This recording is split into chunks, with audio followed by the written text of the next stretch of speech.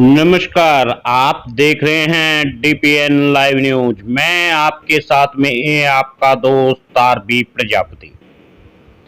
प्रजापति समाज के इतिहास को तथ्य और सत्य के साथ में दिखाने के लिए हम आपको वचनबद्ध है। इतिहासकारों ने जो घटिया मजाक प्रजापति इतिहास के साथ में किया है वह भी हम आपको दिखा रहे हैं। लेकिन जो कौम अपने इतिहास को नहीं जानती वह सदा सदा के लिए गुलाम हो जाती है। ऐसा आप देख भी रहे होंगे और ऐसा आप भविष्य में भी देखेंगे। इसलिए आपसे निवेदन है, इतिहास के इन पन्नों को ज्यादा से ज्यादा शेयर करें, वीडियो को भी शेयर करें, न्यूज चैनल को सब्सक्राइब करें। लाखा कुम्हार के बेटे सभी वर्णों में शादी की थी। ब्रह्मणी का पुत्र का नाम ब्रह्मदित्य।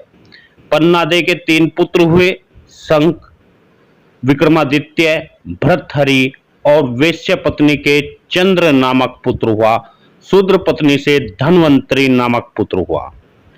वे सभी लाखा कुम्हार के पौत्र थे, लेकिन इतिहासकारों ने इसे छिपा दिया। पूरी कहानी क्या है हम आपको बताते हैं। आर्य एक राज्य था जिसका नाम था अम्बावती।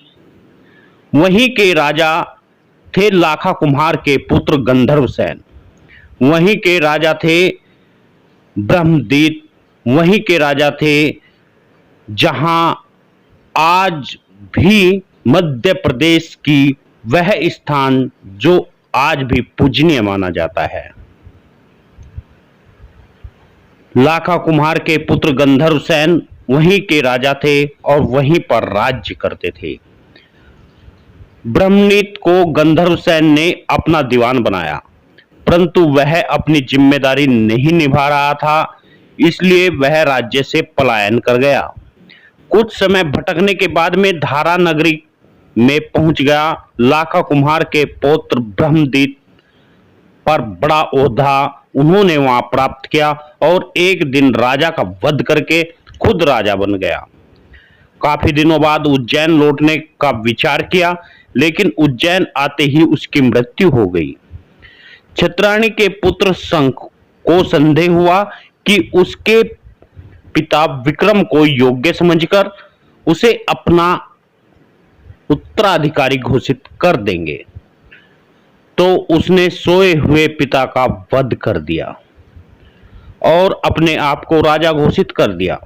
अब यह सोचने की बात है, यदि गंधर्वसेन गधा होता तो क्या राजगद्दी पर बैठ पाता? मगर इतिहासकार कुम्हार समाज को गुलाम दिखाना चाहते थे। हत्या का समाचार आग की तरह फैल गया। उसके सभी भाई रक्षा के लिए अपनी अपनी रक्षा करने के लिए वहां से चले गए। विक्रम को छोड़कर सभी भाइयों को पता चल गया, वे सभी मारे गए। इसी के साथ में फिर एक षड्यंत्र की कहानी चलती है। बहुत प्रयास के बाद में शंख को पता चला विक्रम घने जंगल में सरोवर के बगल में कंदमूल खाकर तपस्या कर रहा है। उसे मारने की योजना बनाने लगा और एक तांत्रिक को अपनी योजना में शामिल कर लिया। योजना के अनुसार तांत्रिक विक्रम को भगवती आराधना के लिए राजी करता है। भगवती के आगे विक्रम का सर झुकते ही शंख उसका सर काट देगा, मगर विक्रम खतरे को भाप जाता है और तांत्रिक को सर झुकाने की विधि दिखाने के लिए कहता है। शंख मंदिर में छिप जाता है। तांत्रिक उसी तरह सर झुकाता है। शंख तांत्रिक को विक्रम समझकर उसका सर धड़ से अलग कर देता है। विक्रम शंख से तलवार छीनकर उसका सर धड़ से अलग कर देता है।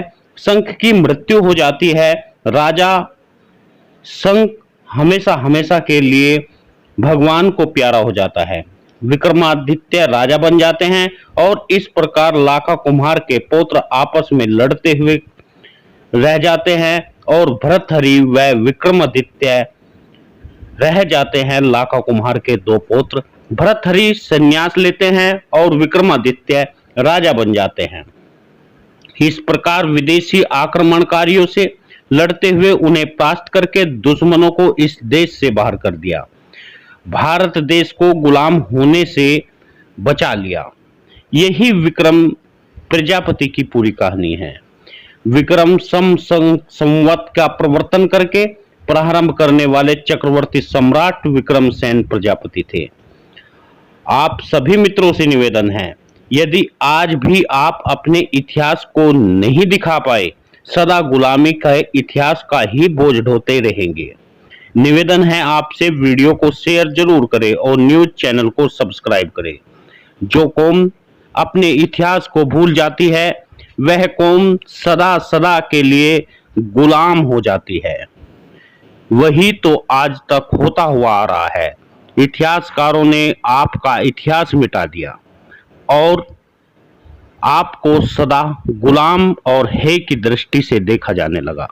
जब तक आप अपने इतिहास को प्रचारित नहीं करेंगे, प्रसारित नहीं करेंगे, देख नहीं पाएंगे, ये इतिहास के पन्ने आपको हर जगह मिलेंगे।